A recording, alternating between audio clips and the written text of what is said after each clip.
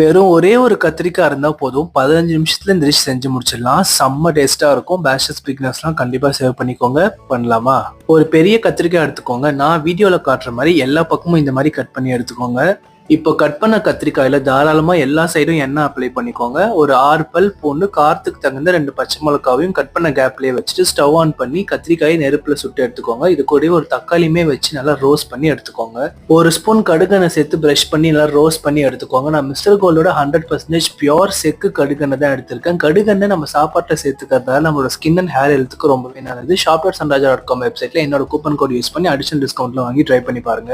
கத்திரிக்காய், தக்காளி மேல இருக்க ஸ்கின் எல்லாத்தையும் ரிமூவ் பண்ணிட்டு ஒரு மேஷர் வச்சு நல்லா மசிச்சு எடுத்துக்கோங்க. நீங்க மிக்ஸி ஜார்லயும் சேர்த்துக்கலாம், இல்ல பொடியா கட் பண்ணியும் சேர்த்துக்கோங்க. உப்பு சேர்த்துக்கோங்க. பொடியா கட் பண்ண 2 வெங்காயம், கொத்தமல்லி சேர்த்துட்டு கடுகெண்ணெயில சீரகத்தை தாளிச்சு கொட்டி இறக்குனீங்கன்னா செம்ம டேஸ்டான பேகன் கபாத்தா ரெடி. கண்டிப்பா ட்ரை பண்ணுங்க. பிராவ்ஸ் கிச்சனையும் ஃபாலோ பண்ணிக்கோங்க.